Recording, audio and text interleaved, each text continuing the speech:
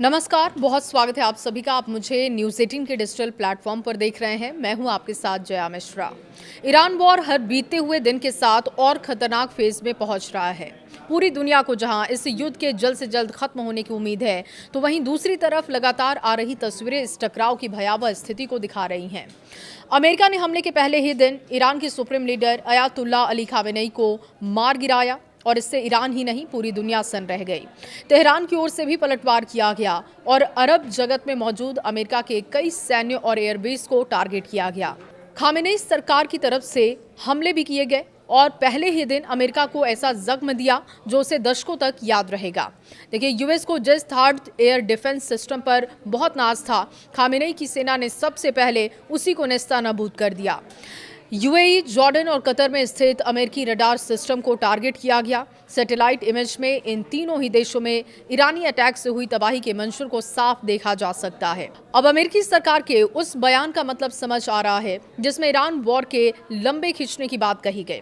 देखिए, ईरान और America Israel के बीच जारी सैन्य टकराव के बीच अब खाड़ी क्षेत्र में स्थित अमेरिकी सैन्य ठिकानों को सीधे टारगेट किया जा रहा है और हाल ही में सामने आई नई सैटेलाइट तस्वीरों से ये संकेत मिला है कि ईरान ने जॉर्डन और संयुक्त अरब अमीरात में मौजूद उन सैन्य ठिकानों को निशाना बनाया जहां अमेरिकी मिसाइल इंटरसेप्टर सिस्टम के महत्वपूर्ण रडार तैनात थे। इन हमलों का उद्देश्य क्षेत्र में मौजूद एयर डिफेंस नेटवर्क को कमजोर करना बताया जा रहा है। सैटेलाइट इमेज जो आई है सामने, उस पर जानकारी ये बता रहे हैं कि पता चलता है कि जॉर्डन के मुआफक सॉल्टी एयरबेस पर तैनात एक अमेरिकी थर्ड मिसाइल बैटरी के रडार सिस्टम को शुरुआती हमलों के दौरान निशाना बनाया गया। मिसाइल बैटरी को नष्ट कर दिया गया। यह हमला ऐसे समय में हुआ जब अमेरिका और इजरायल की तरफ से ईरान के खिलाफ शुरू किए गए व्यापक हवाई अभियान के जवाब में तेहरान ने पूरे क्षेत्र में अमेरिकी सैन्य प्रतिष्ठानों को टारगेट किया। जॉर्डन के एयरबेस पर रडार को भारी नुकसान भी पहुंचा है। देखिए, सोमवार को ली गई सैटेलाइट तस्वीरें ये साफ कर रही हैं कि जॉर्डन के मुआकफ साल्ती एयरबेस के पास रेत में लगभग 13 फीट चौड़े 2 बड़े गड्ढे दिखाई दिए। जानकारों के मुताबिक ये संकेत है कि रडार सिस्टम को सटीक रूप से टारगेट किया गया। एक से अधिक मिसाइलों का इस्तेमाल इसके लिए किया गया है। जिस रडार को टारगेट किया गया है वो थर्ड मिसाइल डिफेंस सिस्टम का ANTPY-2 ट्रांसपोर्टेबल रडार है, जिसे अमेरिकी रक्षा कंपनी रेथियॉन बनाती है। ये रडार अत्यंत उन्नत तकनीक से लैस होता है। उसका उपयोग आने वाली बैलिस्टिक मिसाइलों और ड्रोन को काफी दूरी से पहचानने के लिए किया जाता है। एक थर्ड बैटरी के लिए ये रडार केंद्रीय भूमिका निभाता है, क्योंकि इसी के माध्यम से इंटरसेप्टर मिसाइलों को लक्ष्य की जानकारी मिलती है।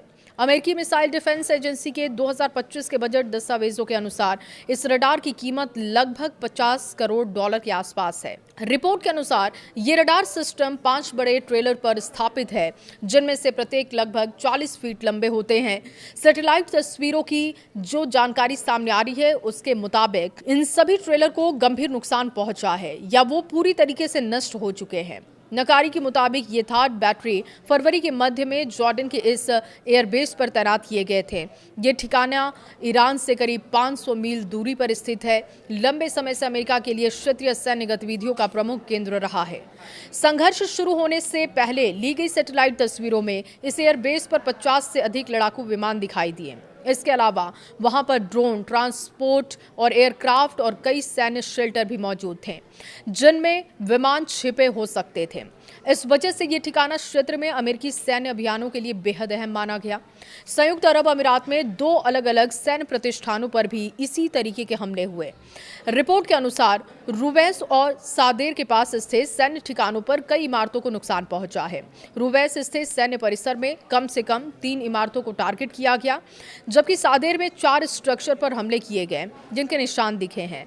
जिन इमारतों को नुकसान पहुंचा है उनमें वाहन शेड भी शामिल है, जिनका इस्तेमाल थर्ड बैटरी के रडार सिस्टम को रखने के लिए किया जाता है। हालांकि अभी भी ये साफ नहीं है कि वहां पर रडार सिस्टम जो मौजूद था वो पूरी तरीके से नष्ट है या फिर नहीं। जो सैटेलाइट तस्वीरें उपलब्ध नहीं हो सकी हैं उसका भी पता लगाया जा रहा है। हमले के समय रडार सिस्टम इन ठिकानों पर मौजूद थे या नहीं, इसकी जानकारी भी जुटाई जा रही है।